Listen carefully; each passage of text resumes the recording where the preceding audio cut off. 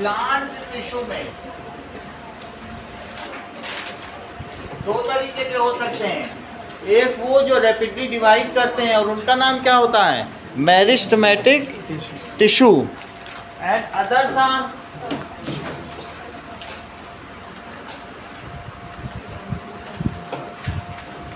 जो डिवाइड नहीं करते, वो परमानेंट होते हैं। मेरिस्टेमेटिक टिश्यू होगा तो लोकेशन की बेसिस पर इसका बंटवारा होगा, क्योंकि काम के हिसाब से तो बंटवारा हो नहीं सकता, इनका लोकेशन के बेसिस पर ही डिवीजन होता है। एक तो एपिकल होता है,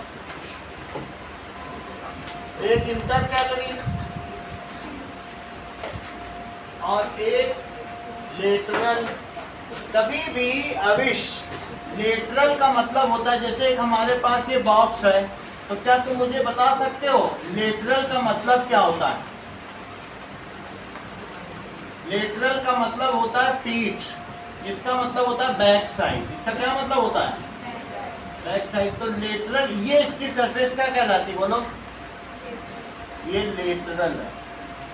ये कौन सी सरफेस कहलाती है?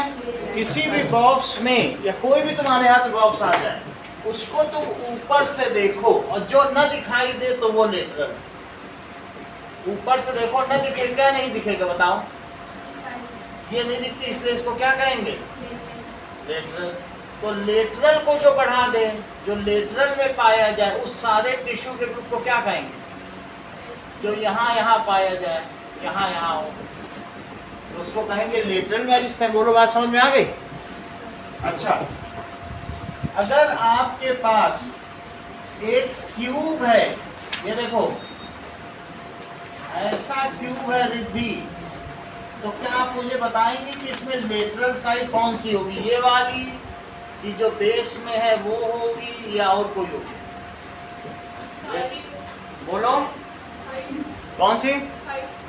करेक्ट। जैसा कि रिद्धि ने बताया कि ऊपर से देखने पे ये और ये नहीं दिखाई पड़ रही हैं, तो ये साइड की चारों साइड लेटरल होगी। बहुत, which is so better understanding. जैसे ये देखो, ऊपर से देखा, बोलो क्या नहीं दिखाई पड़ा? ऊपर से देखो, ये सब नहीं दिखाई पड़ा, ये लेटरल। बोलो, बात समझ आ गई? तो ये जो चारों तरफ है, ये क्या कहलाएंगी? बोलो, लेटरल। अच्छा, ये हमारे पास एक कोन है रिद्धि, ऐसा कोन होगा, और अगर मैं आपसे पूछूं कि इस कोन में लेटरल साइड क्या है, तो आप क्या बताएंगे? इसमें देखो, इसमें लेटरल साइड क्या होगी? बोलो। करेक्ट, इन्होंने तुरंत पकड़ लिया। इन्होंने बोला सर इसमें ऊपर से देखने पे ये सब दिखाई पड़ रहा है, इसलिए लेटरल साइड नहीं होगी। बहुत बड़ी बात है। इन्होंने कहा सर तो पूरा दिखाई पड़ रहा, क्योंकि बेसिस क्या था? न दिखाई पड़े वो लेटरल है, वही तो पीठ है। तो अगर मैं आपसे कहूं कि आपका लेटरल क्या है, आपकी पीठ क्या है, जो नहीं दिखाई पड़े, न दिखाई पड़े वो पीठ, सही है? तो इसका लेटरल नहीं है, इसमें लेटरल नहीं होता। कोन में कोई लेटरल नहीं है। लेकिन अगर क्यूब होगा, मान लो जैसे हमारे पास ये है सांची, ठीक है, आप ही बताने, आप तो कॉन्फिडेंट लग रहे हैं। लेटरल क्या है? बोलो। ऊपर से ही देखा जाता है चारों तरफ, जो ये जो चारों चीजें, ये क्या है? It is lateral. तो अगर मैं कह रहा हूँ लेटरल मेरिस्टेम, तो उसका क्या मतलब हुआ? That is which is in side, ठीक है। अब दूसरे तरीके की होती है जो न डिवाइड करें, तो न डिवाइड करें उसे परमानेंट कहते हैं। 50 परमानेंट के कौन से दो से टाइप है? एक सिंपल हो गया, एक कॉम्प्लेक्स हो गया। सिंपल के 50 कौन कौन से टाइप है? सपोर्टिव और प्रोटेक्टिव। सपोर्टिव का क्या काम है श्रेया? सपोर्टिव टिश्यू का क्या काम बताइए? बोलो। वो क्या करता है? या तो वो उसको मैकेनिकल स्ट्रेंथ देगा, या फिलिंग का काम करेगा, और क्या काम करेगा बताइए? फिलिंग का काम, या कहीं पर फ्लेक्सिबिलिटी देगा। ये सब किसका काम है? और प्रोटेक्टिव का काम क्या है, इसको मैकेनिकल जर्क से बचाएगा। कोई जैसे कॉर्क दिखाया था कि नहीं कल हमने आपको, तो मैकेनिकल जर्क से बताएगा या पानी से बचाएगा जो ये, ठीक है। सपोर्टिव के कितने टाइप्स हैं और कौन कौन से हैं? स्वास्थ्य का बताइए। स्वागति का नाम स्वास्थ्य बोलो। पैरेंकाइमा और कितने तरीके के हो सकते हैं?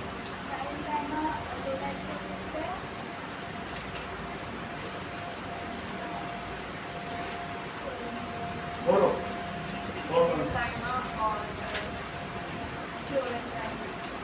ओके, दैट इज एरेनकाइमा हो सकता है, और क्या हो सकता है? क्लोरेनकाइमा। अगर वो फोटोसिंथेसिस करता है तो सपोर्टिव हम लोगों ने अभी दो देख लिए थे कल। कौन कौन से देख लिए थे? एक तो पैरेंकाइमा, दूसरा कॉलेनकाइमा, और आज कौन सा देखने जा रहे हैं? स्क्लेरेनकाइमा। ये तीनों देखेंगे। Now see, parenchyma, these are loosely packed tissue. ये तो कल देख लिया था। तो जो पल्प हो गया किसी चीज में, जैसे लौकी हो गई, तो वो ऐसे हिल सकती है। तो these are loosely packed tissue, और देखा जाए तो ये इलांगेटेड होते हैं। ऊपर से देखने पे कैसा पता चलेगा? इस तरीके से पता चलेगा।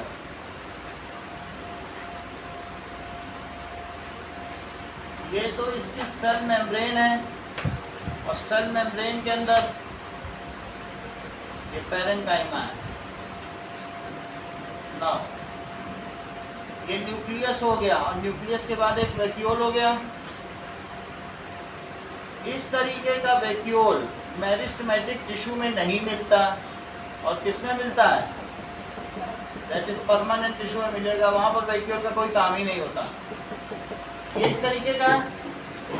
अब इसमें देखिए, कॉलेनकाइमा आपकी बुक में कैसा बना हुआ है? If extra cellulose is deposited on the side wall, तो उसे क्या कहेंगे? हाँ, यही चीज। तो इसमें क्या होगा कि धीरे धीरे सेल श्रिंक करता जाएगा, और बाहर की जो साइड है उसमें क्या चीज हो जाएगा? सेल श्रिंक कर गया है, और उसमें एक्स्ट्रा सेलुलोज डिपॉजिट हो गया है। ये देखो, सेल वॉल बनाओ, सेल वॉल बना दिया। ये सब सेल वॉल है, और जहां भी सेल वॉल है इसी में दिखा दो कि एक्स्ट्रा सेलुलोज डिपॉजिट है।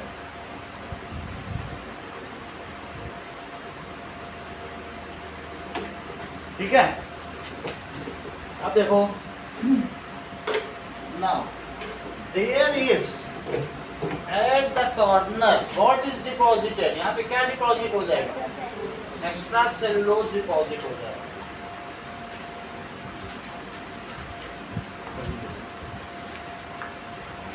और इसमें साइटोप्लाज्म उतना डेंस नहीं होगा जितना होना चाहिए। ये सब एक्स्ट्रा सेलुलोज है, जैसा आपकी बुक में भी बना होगा। ठीक है, ऐसा होगा।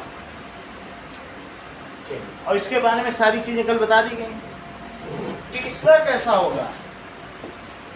और देखो, इसमें न्यूक्लियस भी होगा। तो न्यूक्लियस है, और थोड़ा बहुत साइटोप्लाज्म भी होगा। ये न्यूक्लियस है, ये वैक्यूल भी है। ठीक है, ऐसा कुछ हो जाएगा। Intercellular space is very little, लिखा हुआ है ना। इंटरसेलुलर स्पेस कैसा है? वेरी लिटिल है। अब हम देखेंगे स्क्लेरेनकाइमा। स्क्लेरेनकाइमा कहाँ कहाँ होता है, उसका क्या काम है?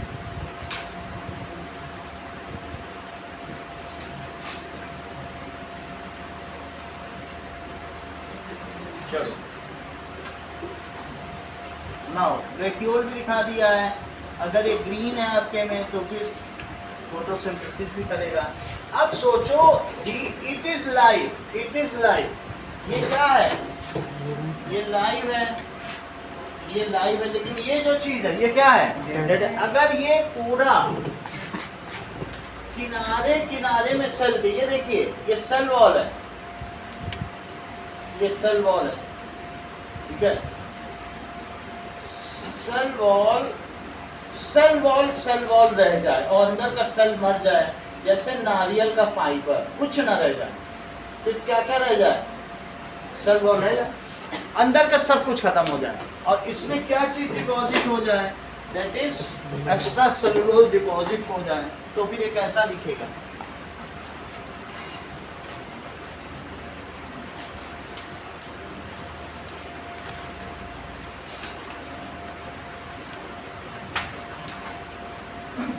ऐसा कुछ दिखेगा।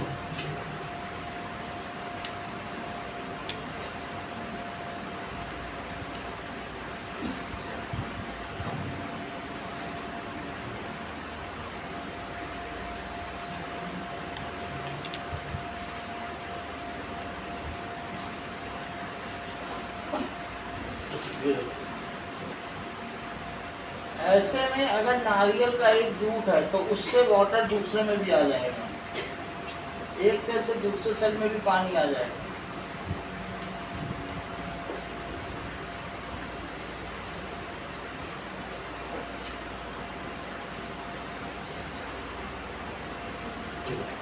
हाँ, इसके बाद इधर भी होगा, ये यहाँ पर भी होगा, यहाँ पर भी होगा, और ये यहाँ पर भी जाएगा अगले सेल में भी, इसी तरीके से ये यहाँ अगले सेल तक जाएगा। ये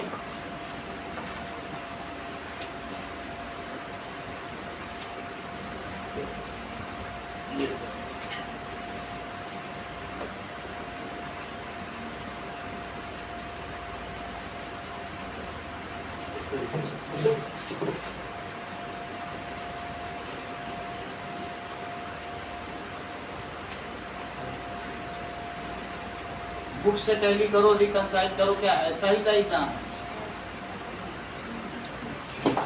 सही है। अब इसमें क्या होगा, ये पूरा कलर होगा, ऐसा कलर। इस चीज को क्या कहते हैं, इसको कहते हैं लिग्निन। अब इसमें सेलुलोज नहीं डिपॉजिट है, इसमें क्या डिपॉजिट है, सीमेंट लाइक स्ट्रक्चर, इसे सीमेंट कहते हैं। प्लांट में ऐसा स्ट्रक्चर जो सीमेंट लाइक हो। कभी तुमने देखा है जो नारियल का खोल होता है वो कैसा सीमेंट लाइक होता है, खोलना पड़ता है कि नहीं, वो लिग्निन है। लिग्निन, सुवेरिन, जेलेटिन, गम, रेजिन, ये सब प्लांट्स के एक्सक्रीटरी सब्सटेंस है जो वो निकालना चाहता है, तो वो जो उसकी डेड सेल्स हो जाती है, लाइव है ये लाइव, और ये कैसे भी बोलो, तो डेड सेल में इस पोर्शन को आप क्या कहोगे, ये जो है दैट इज लिग्निन, ये लिग्निफाइड है। इस सेल में साची न्यूक्लियस कहाँ है और वैक्यूल कहाँ है, कुछ नहीं है, ये बिल्कुल डेड है। अब इसका न्यूक्लियस भी खत्म हो चुका है, सही है। तो इसमें क्या क्या चीज है, थिक लिग्निफाइड वॉल, इसकी वॉल कैसी है, थिक लिग्निफाइड वॉल है। और अगर इसे देखा जाए तो ये वाला कैसा था, इसको देखो, ये इस तरीके से था, और इसमें इलॉन्गेटेड सेल्स थी, इलॉन्गेटेड सेल्स थी, इलॉन्गेटेड सेल में सेल वॉल भी थी, और बीच में थोड़ा थोड़ा स्पेस भी था, ऐसे था। जबकि इस वाले में क्या था, अच्छा इसमें वैक्यूल भी था। ये हम इसको लेंथ वाइज कट कर रहे हैं, और ये कैसा कट कर रहे हैं, ऊपर से। तो अगर मैं ऊपर से कट कर सकता हूँ तो वो ट्रांसवर्सल है, ऐसा कट करें तो क्या है, और अगर ऐसा कट कर दें तो लेंथ वाइज है, तो लॉन्गिट्यूडनल हो गया। तो लॉन्गिट्यूडनल में देखने पर इसमें वैक्यूल भी दिखता है, वैक्यूल के अलावा जो भरा है उसमें साइटोप्लाज्म भी दिखता है, ये देखो ये चीज, तो ये इलॉन्गेटेड सेल है। जबकि इस वाले में क्या दिखता है, इस वाले में भी देखो, ये पहली सेल हो गई, इसका देखिए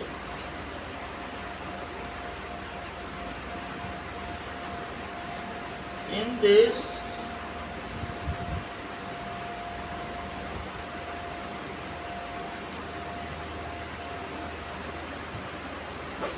ऐसा, और ऐसा होने पे इसमें कॉर्नर पर एक्स्ट्रा सेलुलोज डिपॉजिट है, एक्स्ट्रा सेलुलोज डिपॉजिट।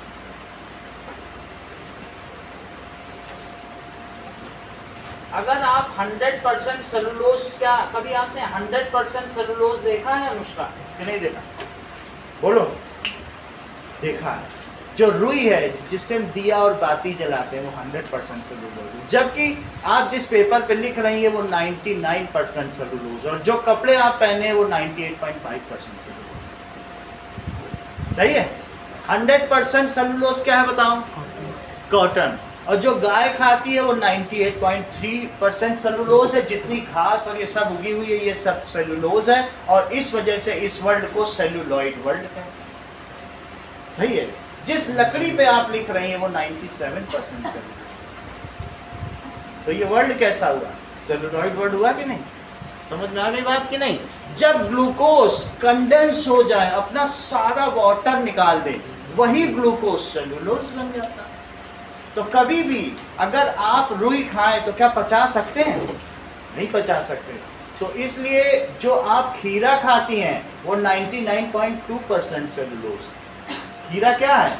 99 हम नहीं पचा सकते, हमारी छोटी सी इंटेस्टाइन है।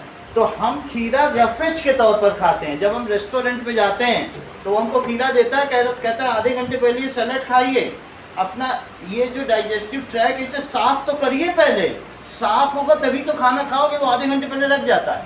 ये ट्रेंड है सब जगह, इसको खाओ। ट्रैक हम रफेज के तौर पर खाते हैं। किसी को हफ्ते भर सलाद खिलाई जाए तो वो ऐसे ही मर जाए, चाहे पेट भर खिला दो, उसमें से एनर्जी डिराइव नहीं कर सकते। क्यों? क्योंकि हम लोग सेलुलोज किस तरीके से खाते हैं? रफेज के तौर पर। खीरा हो गया, ककड़ी हो गया, इन सब से हमें क्या एनर्जी मिल सकती है? नहीं मिल सकती। लेकिन इन्हीं सब से अगर खीरा खरगोश खा ले तो हमारी जहाँ 6 मीटर की एलिमेंट्री कैनाल है उसकी 50 मीटर लंबी है, वो उसी खीरे से मजे से। वो कागज खा लेगा तो उसी से एनर्जी करेगा। अब तुम्हारे घर में कभी अगर गाय कपड़ा या धोती खाने आए तो रोकना नहीं, उसी से उसको एनर्जी मिलेगी। बोलो बात समझ में आ गई कि नहीं?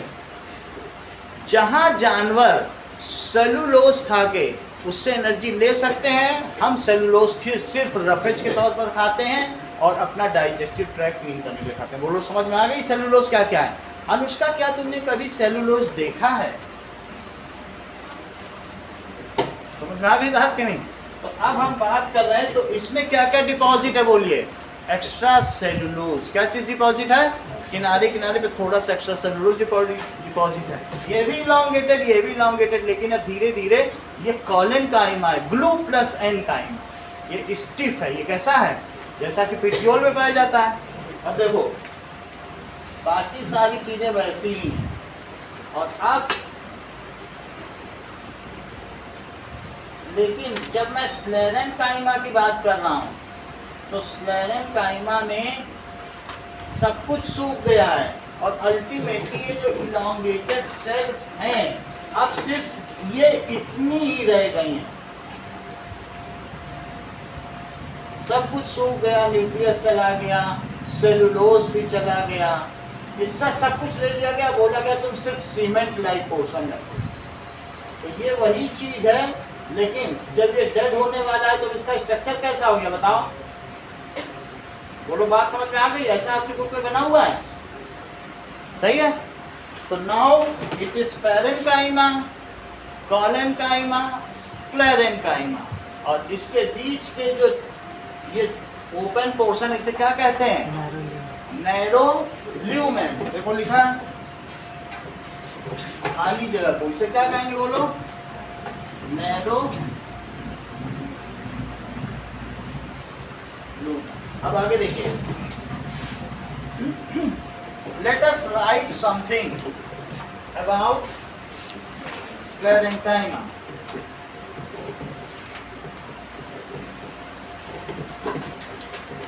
Now, देखो बुक में स्क्लेरेnchyma के बारे में कहाँ लिखा हुआ है, वहीं से हम लोग इसे लिख रहे हैं।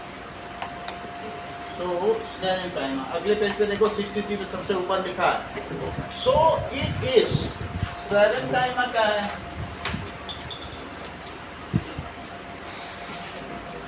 It is made of dead cells.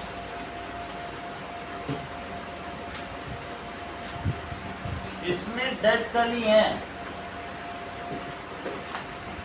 It does not have nucleus. इसमें न्यूक्लियस भी नहीं होगा। जब डेड सेल है तो क्या होगा? कुछ भी नहीं होगा। साइटोप्लाज्म कुछ नहीं होगा। साइटोप्लाज्म कास्ट और भी कुछ भी नहीं होगा, ठीक है। कोई ऑर्गेनल तो क्या होंगे। आगे देखें, they give mechanical strength, it give mechanical strength to plant. Plant को ये मैकेनिकल स्ट्रेंथ देता है और कहाँ पाया जाता है? क्या ये प्लांट के इनर पार्ट में तृप्ति पाया जाएगा कि आउटर पार्ट? जो बेटा फिर अल्टीमेटली चिप ऑफ हो जाएगा धीरे धीरे, यही तो होता है, बार्क चिप ऑफ होता है कि नहीं? ये बार्क है, ये आउटर मोस्ट पार्ट यानी कहाँ पाया जाएगा? It is husk of coconut पे पाया जाएगा। सो it is found in husk of coconut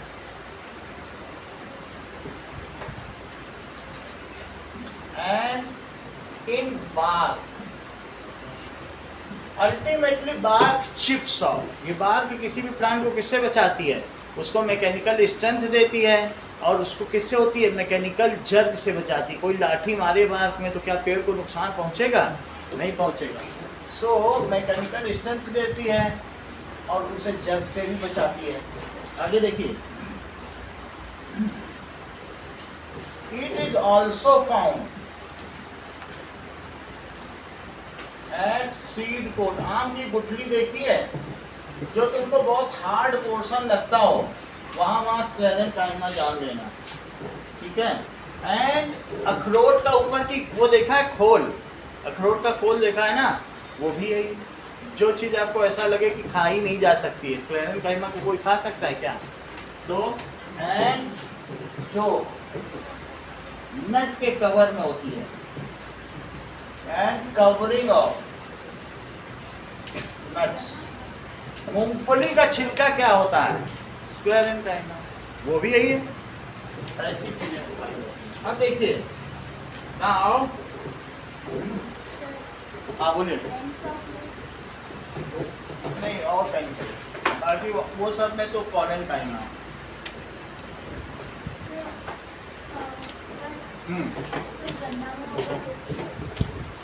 गन्ने में कहीं, गन्ने में नहीं, इस तरीके से नहीं, ये बिल्कुल डेड होती हैं वो सब, जाइलम और वो सब हो। गन्ने में जो चीज़ बिल्कुल डेड हो, जिसमें कोई काम ना हो और जिसको रखने पर वो वैसी ही रहे। अगर तुम अखरोट का छिलका रखोगे उसके कवर को, क्या उसमें कोई चेंज आएगा?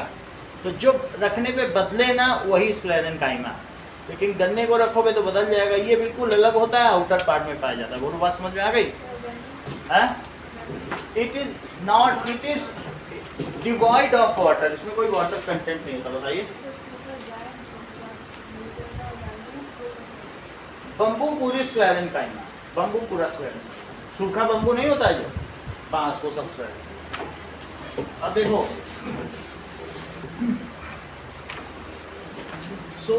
इसमें क्या होता है? सेल वॉल्स कैसी होती है? मुख्य चीज देखो, cell walls are lignified. Lignin क्या है? Lignin is a plant waste, substance and it is cement like। ये सीमेंट की तरह होता है।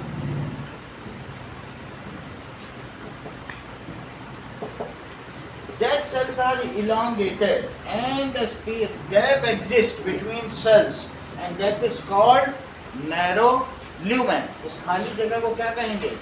narrow lumen। चलिए अब देखिए, स्क्लेरेंकाइमा किस काम में आता है?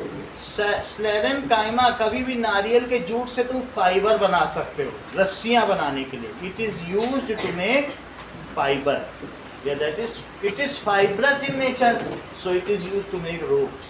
आगे का काम करेंगे। क्वेश्चन पूछा गया है कि डिफरेंशिएट बिटवीन पैरेंकाइमा, बुक का ही क्वेश्चन है, पैरेंकाइमा, कोलेंकाइमा एंड स्क्लेरेंकाइमा। और एक और क्वेश्चन क्या पूछा गया बताओ? डिफरेंशिएट बिटवीन मेरिस्टेमेटिक और परमानेंट टिश्यू। दो डिफरेंस बताना। एक तो वो जो डिवाइड होती हैं और जो नहीं डिवाइड होती हैं उनके बीच का डिफरेंस, वो भी बहुत पूछा जाता है। और दूसरा कौन सा पूछा गया है, दैट इज इन तीनों का डिफरेंस। सही है, तो चलिए लिखें, डिफरेंशिएट बिटवीन पैरेन्काइमा, कोलेन्काइमा और स्क्लेरेन्काइमा का डिफरेंस देखिए।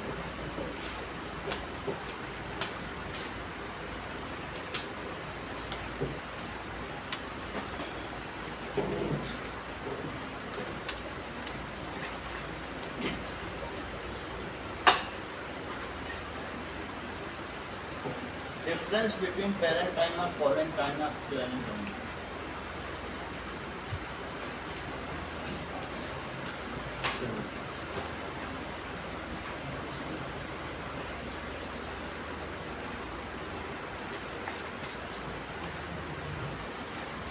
Parenchyma are found in very soft part of plant. जो सबसे कोमल प्लांट का हिस्सा है वहाँ क्या पाया जाएगा, वेरी सॉफ्ट भी होगा, और non growing part, growing part में नहीं पाया जाएगा।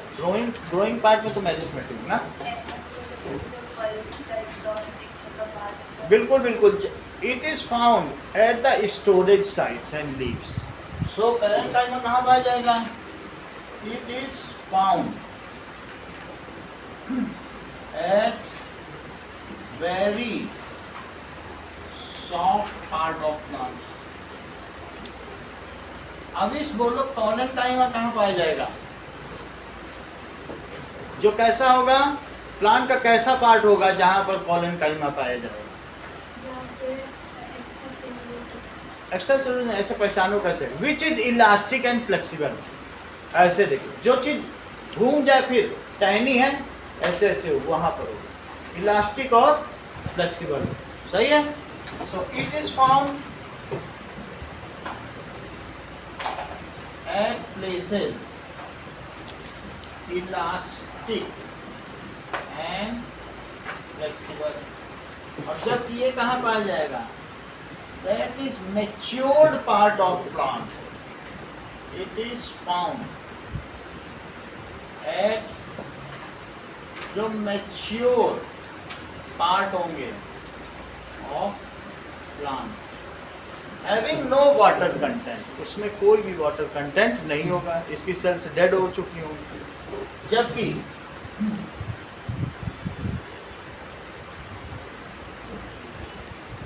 It is found in pulp, जहां पर पल्प होगा, of fruits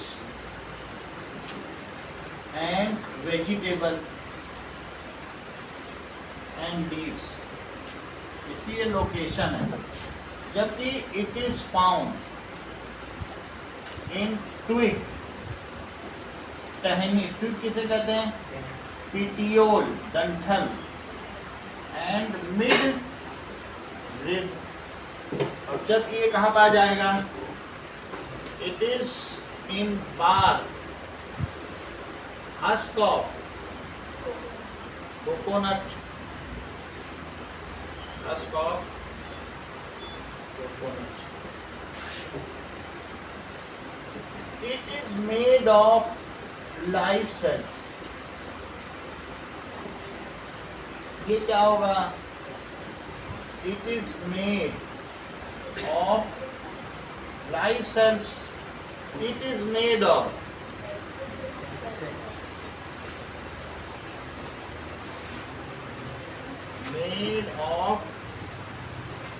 dead cells. Now,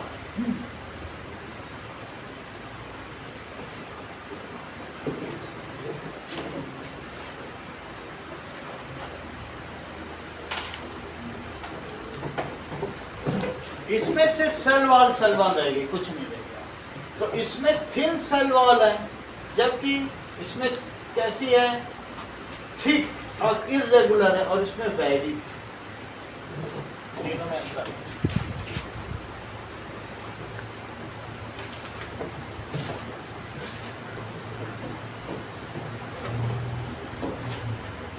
तो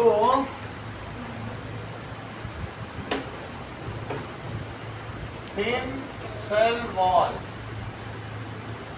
it is unequally, क्योंकि कहीं कहीं इसमें क्या है, unequally thin cell wall as extracellulose is deposited.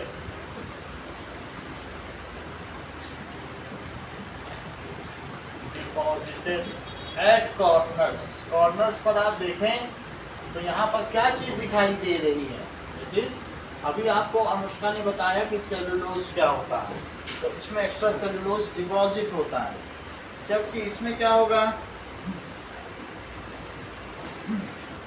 ठीक है, cell wall, thick cell wall, thick cell wall made of lignin, किसकी बनी है, लिग्निन एक सीमेंट लाइक पोर्शन है, आपको मालूम है रेडी कलर का होता है, अगर हस्क देख लो या नारियल का कोकोनट लगभग रेड होता है, तो वो इसी तरीके से कलर से बनाया भी गया है, ब्राउन नहीं होता है, वही कलर है, सीमेंट लाइक पोर्शन, सही है।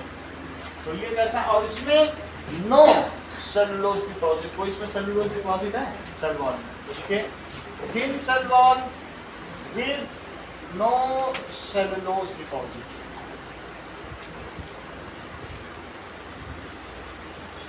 सेल्स आर लूजली पैक्ड, इसमें सेल्स कैसी होती हैं, सेल्स आर लूजली पैक्ड, ये क्या होंगे, सेल्स आर ग्लूड अप, इसका नाम ही है कोलेनकाइमा, तो टाइटली पैक्ड होंगी,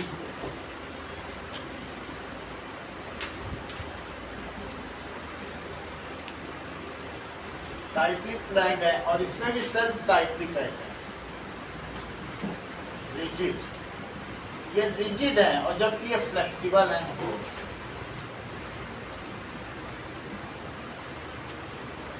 आरिश इन तीनों में से किसमें न्यूक्लियस होगा और किसमें न्यूक्लियस नहीं होगा,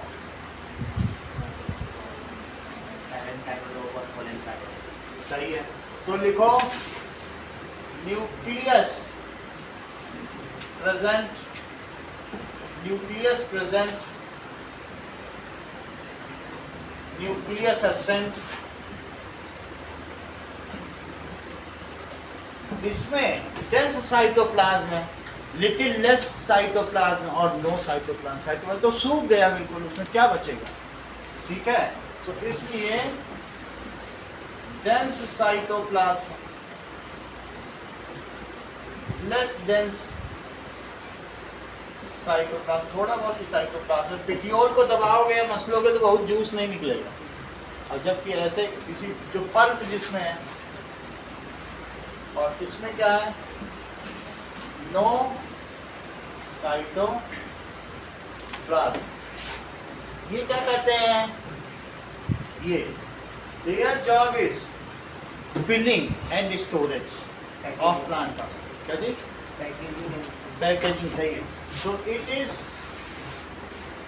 for filling plant parts and storage, fruit में देखो या मैंगो में तो स्टोरेज सारा पैरेंकाइमा का ही तो काम है, और इसमें क्या है, it gives flexibility without breaking, plant को टूटने से बचाता है, और ये क्या करता है, इट गिव्स रिजिडिटी, दृढ़ता एंड मैकेनिकल स्ट्रेंथ,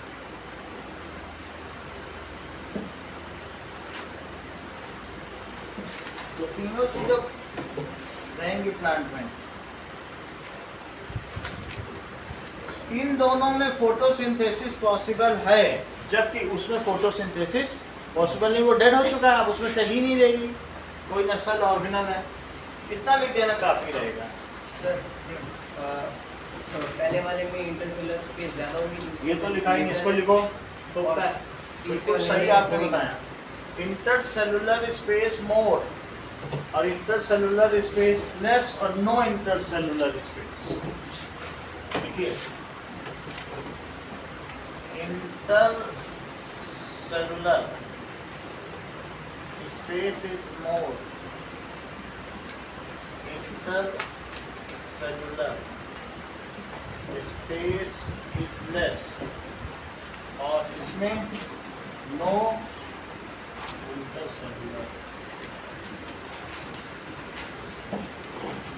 आगे देखिए, that is differentiate between meristematic tissue and permanent tissue. बोलो क्या? शेप तो आ ही सकता है, इलॉन्गेटेड है, ओवल शेप, ऐसा लिख सकते हैं। अब वो कैसा स्पेंडल शेप है, लास्ट वाला कैसा होगा? दोनों तरफ नुकीला, तो उसको क्या कहते हैं जब दोनों तरफ नुकीला होता है? स्पिंडल, तकली के आकार।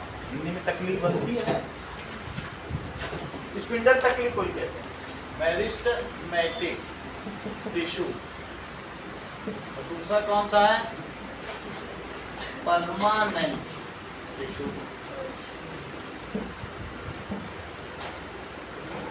चलिए अब देखिए,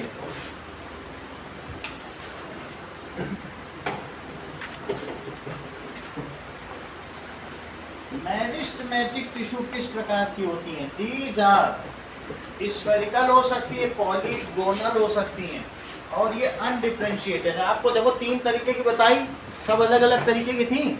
कोई किसी में सेलुलोज डिपॉजिट था, तो कोई लिग्निफाइड थी, और किसी में नहीं डिपॉजिट था। ऐसा कहीं डिफरेंस मेरिस्टेमेटिक टिश्यू में नहीं मिलता। उनकी लोकेशन भले ही अलग अलग जगह अलग अलग हो, लेकिन मैं अगर निकाल के दे दूं तो तुम नहीं बता पाओगे कि एपिकल से निकाली गई है, कि इंटरकैलरी से निकाली गई है, या फिर लेटरल से, क्योंकि सब एक ही होती हैं। So these are undifferentiated. ये कैसी होती हैं? अनडिफरेंशिएटेड, स्फेरिकल और पॉलीगोनल, बहुत सारे गोनल। सही है? Spherical, it is spherical. Polygonal, polygon तो आप समझते हो, तो पॉलीगोनल हो जाएगा। ठीक है, ऐसा होता है। और क्या होगा? एंड स्मॉल, ये छोटी छोटी होती है, फिर डिवाइड होती है, फिर छोटी होती है, धीरे धीरे बढ़ती रहती हैं, थोड़ा बढ़ने पर डिवाइड हो जाती हैं। जबकि ये क्या होती हैं? दीज आर लार्ज,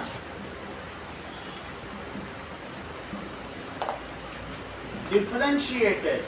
लार्ज होंगी, इलॉन्गेटेड भी होंगी, लंबी आपने देखी भी है, इलॉन्गेटेड एंड डिफरेंशिएटेड, और इट इज undifferentiated.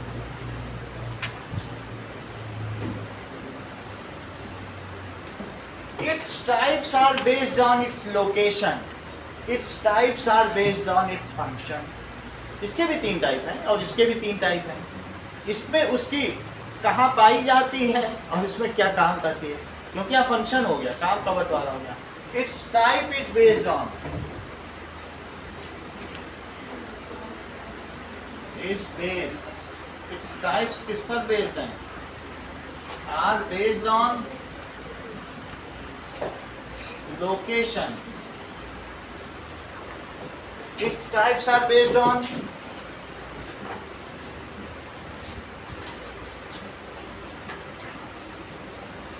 ठीक है, फंक्शन, फंक्शन पर भी बेस्ड हैं, और उनके शेप भी बेस्ड हैं, क्योंकि अलग अलग तरह के होंगे तो अलग अलग काम भी करेंगे। तो टाइप्स तो तुमको मालूम है कौन कौन से हैं? That is apical, apical, intercalary, intercalary lateral and lateral. Lateral का मतलब पीठ होती है, और जो इंटरनोड पे पाया जाए। एपेक्स तो जानते हो, एपेक्स का मतलब चोटी। किसी भी माउंटेन के एपेक्स को क्या कहते हैं? चोटी कहते हैं, उसी से एपिकल बना है। अब देखो ये कौन कौन से हैं? एज पैरेन्काइमा, कोलेनकाइमा और स्क्लेरेन।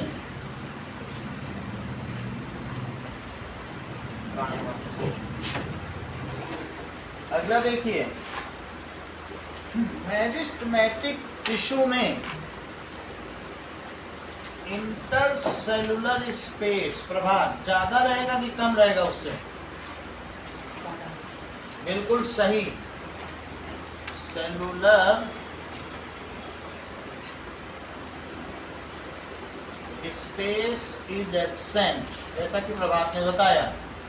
क्योंकि उनको ऐसा ही क्यों कह रहे हैं, देखो ये बहुत टेक्निकल बात कर रहे हैं प्रभात। ये कह रहे हैं कि एक बनती नहीं है तो तब तक बीच में दूसरी पैदा हो जाती है, तो कहाँ इंटरसेलुलर स्पेस होगा, और इनमें भी बन जाती है। ये बहुत बड़ी बात इन्होंने कही, बनती रहती है, एक से बनी दूसरी बनी तीसरी, तो कहाँ रह जाएगा इंटरसेलुलर स्पेस की कोई बात रह जाएगी क्या? मेरिस्टेमेटिक में तो लगातार डिवाइड होती जा रही, छोटे बड़े हर साइज के मिलेंगे नहीं, वहाँ पे बनते जा रहे हैं। इसमें क्या होगा, अब हो गया तो इंटरसेलुलर स्पेस पता रहता है। इसके दो टाइप में तो इंटरसेलुलर स्पेस है, तो इंटरसेलुलर स्पेस इज फाउंड। वहाँ देखा आपने ना, इसे बनती जाएगी तो रह पाएगा क्या? तो इसमें क्या लिखोगे, इंटरसेलुलर स्पेस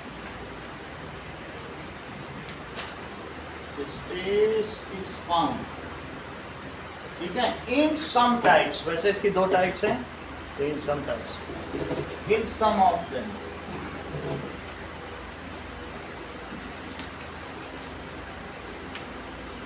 बस इतना ही। आगे देखो, next is these grow and divide rapidly। क्या दिव्या, जो परमानेंट टिश्यू है, क्या ये धीमी गति से ग्रो और डिवाइड करती है कि वो भी रैपिडली करती है? बोलो, रैपिड करती हैं कि स्लो ग्रोथ और स्लो डिवीजन? आप बताइए। ग्रोथ रुक जाती है। So these do not grow and do not divide, क्योंकि परमानेंट इसीलिए कही गई। तो ये क्या होगा, डू नॉट, अच्छा बताया आपने, do not grow and divide. आगे देखो, इट्स सेल्स आर लिविंग। इसका काउंटर पार्ट बोलिए Priyanshu. its cells are fixed in shape. बहुत सही होता, इसी का बताओ counter part. Its cells are dead आप बोलो या उमेश। फिर permanent. आप बोलो उमेश। इसी का काउंटर पार्ट चाहिए। Its cells are dead in its one type. Kaustav आप बताओ, आप बोलो। Its cells are living or dead. वही था ना, दिखाई वो ऊपर से देख के बोलना था, बहुत ईमानदार हो। ऐसा जमाना है नहीं, लिविंग और दो में लिविंग है, यहीं से देख के बोल देते हैं, कहीं पे यहाँ लिखा होगा। ठीक है, आगे देखो। Now it provides growth to plant।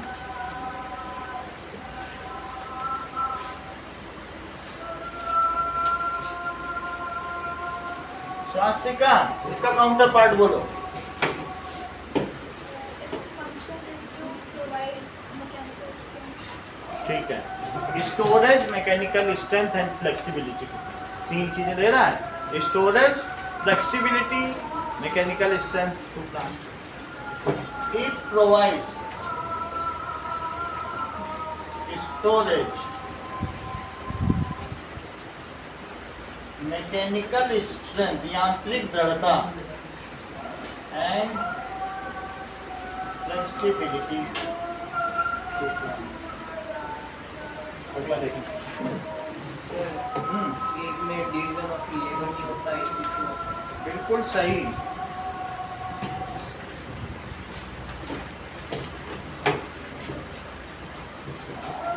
Cell wall इसकी थीन होगी, बिल्कुल। सेल वॉल बनते ही फिर से डिवाइड होने लगती है, तो जबकि इसकी थीन और थिक भी हो सकती है। पहले वाले में न्यूक्लियस प्रोमिनेंट होगा, जबकि दूसरे में छोटा होगा और धीरे धीरे फिर एब्सेंट भी हो जाएगा। लास्ट में होते होते एब्सेंट भी हो जाता है। तो इसमें क्या है, न्यूक्लियस बड़ा होगा, क्योंकि सारा काम न्यूक्लियस का ही है। न्यूक्लियस इज प्रोमिनेंट, बड़ा, और इसमें क्या है, न्यूक्लियस इज स्मॉल। और एब्सेंट, किसी किसी में एब्सेंट भी हो सकता है। आगे देखिए, आओ, ये सिंपल टिश्यू है मोजी, इसका काउंटर पार्ट बोलो, it is simple type. Simple tissue का मतलब क्या होता है प्रभात? सिंपल टिश्यू का मतलब बताओ। सिंपल परमानेंट नहीं पूछ रहे, सिंपल टिश्यू का मतलब पूछ रहे। करेक्ट, जैसा इन्होंने बताया जो एक टाइप के ही सेल से मिलकर बने वो नहीं सिंपल टिश्यू कहेंगे। तो ये सिंपल टिश्यू है, वो क्या है बोलो? दे मे बी सिंपल और परमानेंट, उसके आगे दो डिवीजन है। परमानेंट वाले में भी दो डिवीजन नहीं कराया था, सिंपल और कॉम्प्लेक्स। तो ये क्या हो सकता है, एक तो मेरिस्टेमेटिक है, दूसरा परमानेंट। तो ये एक ही टाइप के सेल के बनी है, made of one kind of cell. और जबकि एक की भी बनी हो सकती है, अभी जाइलम फ्लोएम नहीं बताया, चार चार की बनी होती हैं वो। तो ये कैसे हो सकती हैं? It may be either simple tissue और मे बी कॉम्प्लेक्स टिश्यू। अभी हमने बताया नहीं, लेकिन अभी जाइलम फ्लोएम बताएंगे। तो किसकी बनी होती है? It may be either simple tissue,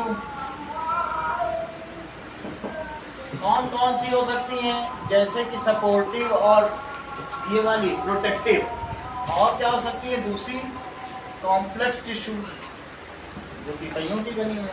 अब देखो,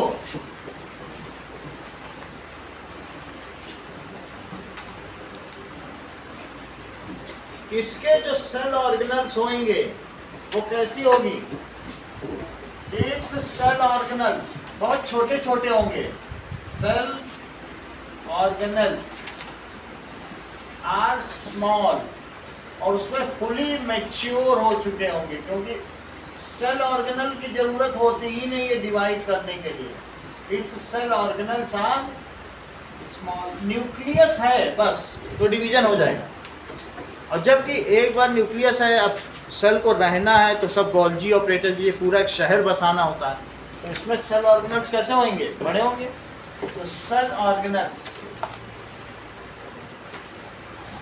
आर लार्ज एंड प्रोमिनेंट, बड़े बड़े होंगे।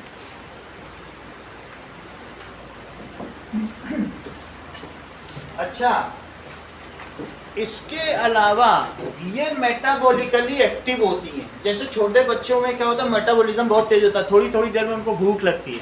लेकिन बूढ़े लोगों को 2-3 बार खाना दे दो, 2 बार 2-2 रोटी, तो क्योंकि उनके बॉडी का डाइजेशन या जो फंक्शन है वो क्या तेज होता है कि धीमा हो जाए। तो ये मेटाबॉलिकली एक्टिव है, इसमें जल्दी सामान आता है, जल्दी डाइजेस्ट होता है, सब ग्रोथ होती है जल्दी।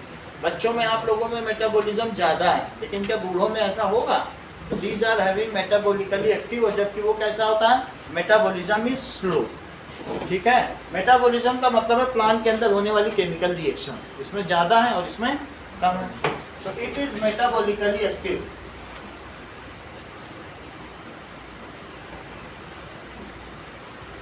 और ये क्या है? It is metabolically slow. दोनों के 6 डिफरेंसेस आपको लिखने, एक इसके और एक इसके। सर ये न्यूली बोर्न और अनमेच्योर्ड भी होते हैं? कैसे? न्यूली बोर्न और हाँ, ये अनमेच्योर्ड होते हैं, बिल्कुल सही, ऐसा लिख सकते हैं। ये भी आप एक अपना डिफरेंस चाहे तो अपनी तरफ से क्रिएट कर सकते हैं। ऐसा अभी तक लिखा नहीं गया क्या? These are unmatured, these are matured, लिख लो, ये अपनी तरफ से डाल देना। These are unmatured and these are matured. Write, differentiate between meristematic and permanent tissue. Write 6 difference. Differentiate, write 6 difference. ये दोनों क्वेश्चन टीचर्स के फेवरेट हैं, बहुत पूछे जाते हैं।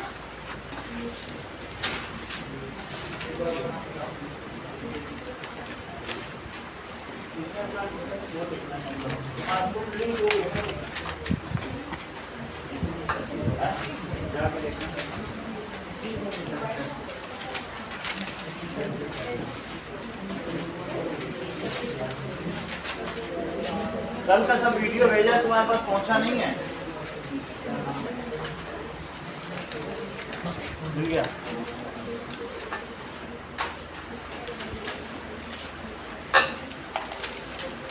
आप शुरू में भी आई थी क्या जीविका मम्मी पापा के साथ, कि नहीं आई? दसम के शुरू में आई?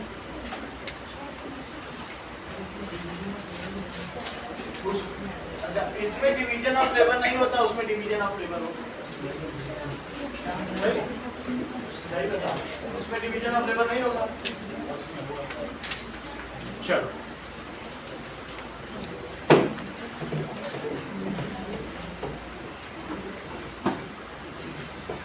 पंद्रह मिनट में करके तो फिर आगे वेस्टिबुलर बंडल बताना। नोट कर लिया?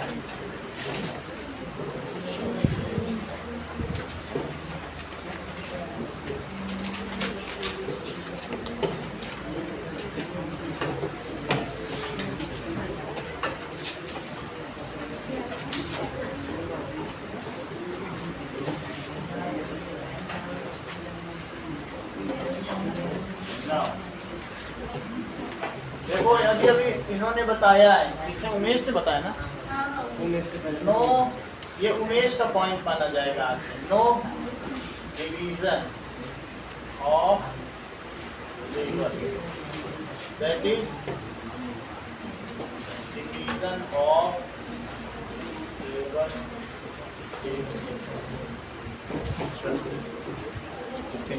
ठीक है, चलिए बंद कर।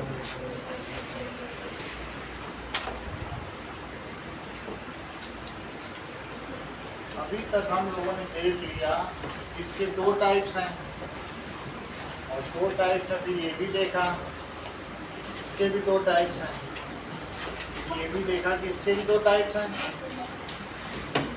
अच्छा, इनके 3 टाइप्स भी हमने देख लिए, इसके 3 टाइप्स देख लिए। अभी हम यहाँ पर, तो ये कहाँ पे हैं? That is protective tissue. ये कौन सा टिश्यू है?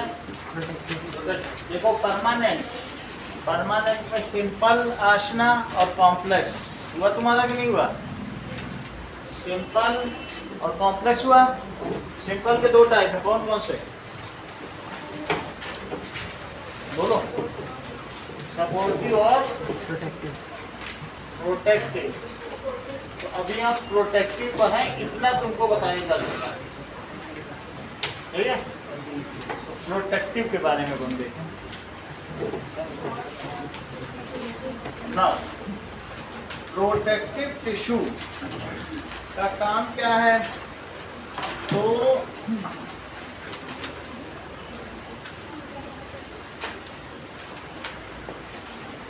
प्रोटेक्टिव सिंपल परमानेंट टिश्यू,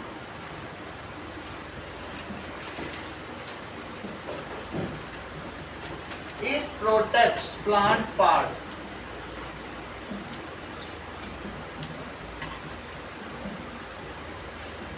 इससे बचाता है from pathogen, extreme environmental condition,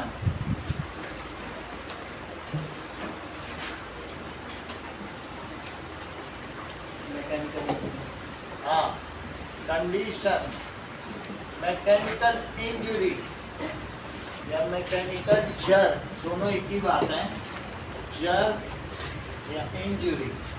और साथ में पैथोजन से भी बचा लेगा, बिल्कुल सही। और पैथोजन से, ये 2 तरीके के होते हैं, इनका काम है प्लांट की रक्षा करना। अगर तुम बार्क की चिप हटाओगे तो उसके नीचे कितना मोटा स्पॉन्जी या पैडी स्ट्रक्चर होगा, उसको कहते हैं कॉर्क। कल मैंने दिखाया था ना कॉर्क, तुम लोगों को जो किसी के बोतल में ढक्कन लगता है ना, ग्लास की बोतल में कॉर्क होता है कि नहीं वही चीज़, तो वो इसी में पाया जाता है, प्लांट के ट्रंक में, आउटर मोस्ट पार्ट। जैसे ही तुम बार्क की चिप हटा दो तो एक बड़ी मोटी लेयर है, और ऑस्ट्रेलिया में तो इतनी मोटी मोटी कॉर्क की लेयर, उससे ऐसे डॉट बनते हैं कि पूरे विश्व में सप्लाई हो, इतना मोटा। सही है। तो अब देखिए ये 2 तरीके की होती हैं प्रोटेक्टिव सिंपल परमानेंट टिश्यू। बोलो दीदी कौन कौन से तरीके की होती हैं? एपिडर्मिस है, और तो ये 2 तरीके के हैं, एपिडर्मिस और दूसरा है और तो अब देखिए एपिडर्मिस क्या है? It is of two types. पहला है कि किसी भी प्लांट में, तो ये उसका मिड रिब हो गया, बाकी इसका ये वीनेशन हो गया। अगर हम इसमें एक पार्ट, ये जैसा हमने देख लिया ना, ये इसका वीनेशन हो गया, सही है। इसकी ऊपर में और नीचे में अगर हम एक छोटा सा पार्ट को मैग्नीफाई करके देखें मैग्नीफाइंग ग्लास में, तो कैसा दिखेगा? अगर इसको हम मैग्नीफाइंग ग्लास में ऊपर का हिस्सा देख रहे हैं, अभी नीचे का भी देख लेंगे, इसके नीचे वाला, तो वो नीचे वाला ये देख लेंगे कि बॉटम पोर्शन वो अलग से देखेंगे। पहले ये देखें ऊपर वाला, तो वहाँ आपको मिलेगा मोजाइक लाइक स्ट्रक्चर। ऐसा लगेगा जैसे हम लोग की छत पे टूटी हुई टाइल्स नहीं पड़ी रहती लोगों के यहाँ, ऐसे टाइल की टुकड़ी डाल के सीमेंट लगा के नहीं बना देते बहुत सारी छतों में, उसको कहते हैं मोजाइक। क्या कहते हैं? तो यहाँ पर भी ऐसा स्ट्रक्चर मिलता है।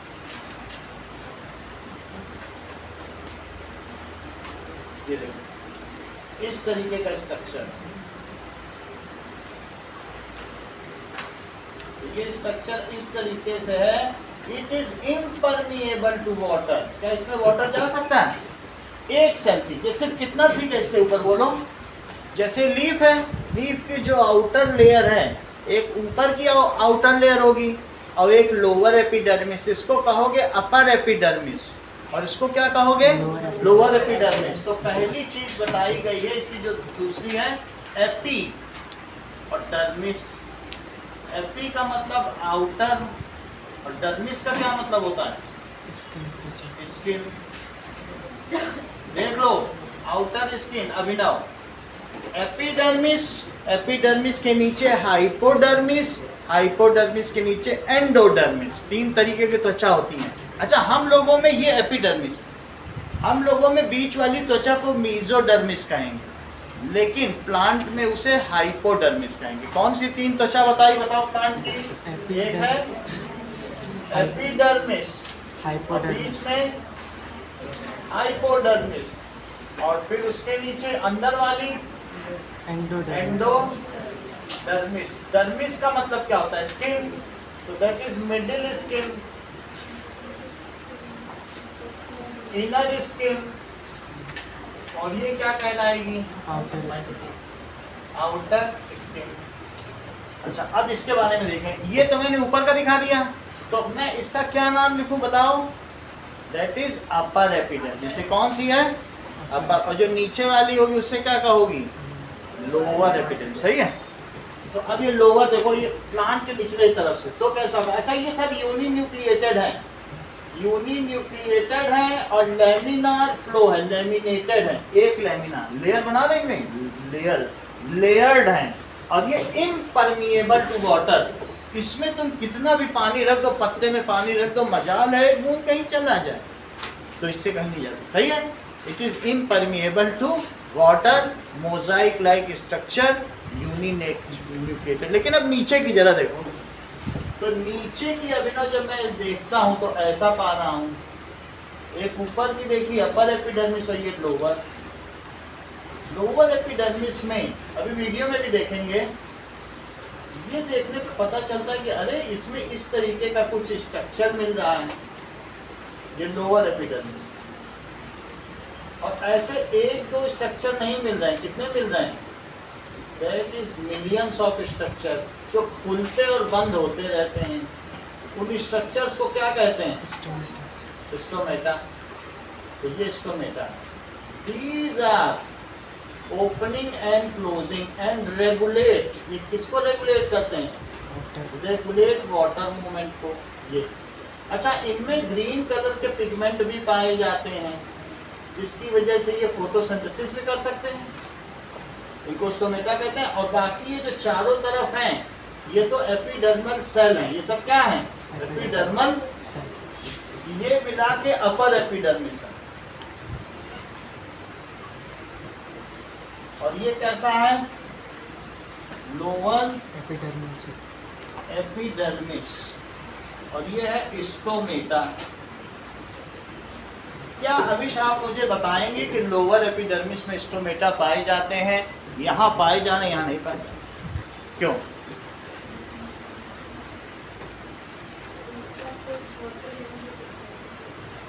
करेक्ट। जैसा कि अविश ने बताया कि अगर एपिडर्मिस में, बहुत अच्छा रिलेट किया इन्होंने, करेक्ट, ये भी बता दें। ये बोल रहे हैं कि जैसे हम लोगों की नाक नीचे पाई जाती है, नाक का छेद, उल्टी नाक नहीं होती, नहीं तो धूल चली जाएगी, हम लोग सांस भी नहीं ले पाएंगे। बहुत इंटेलिजेंट रिप्लाई किया है, बोले हम लोगों में भी नाक है, उसी तरीके से प्लांट में धूल पड़ती रहेगी, बेचारा सांस ही नहीं ले पाएगा प्लांट, और क्या रेगुलेट करेगा? तो ये उसके सर्वाइवल के लिए। किसके लिए बताइए? सर्वाइवल के लिए। नीचे कभी धूल नहीं पड़ेगी, क्या पत्तियों में नीचे धूल पड़ेगी? तो कुछ भी होगा तो लोअर में आराम से रेगुलेट करेगा, जो करना होगा करेगा, ठीक है, बारिश में भी कर सकता है, सब कुछ भी। So it is, that is the stomata is the opening of exchange of gases and water, it should be free from dust, इसमें क्या नहीं पड़नी चाहिए। So it is found at lower layer to make it more efficient. समझ में आ गई बात? तो अपर एपिडर्मिस, अब हम इन दोनों को देखें तो आगे बढ़ें। चलिए।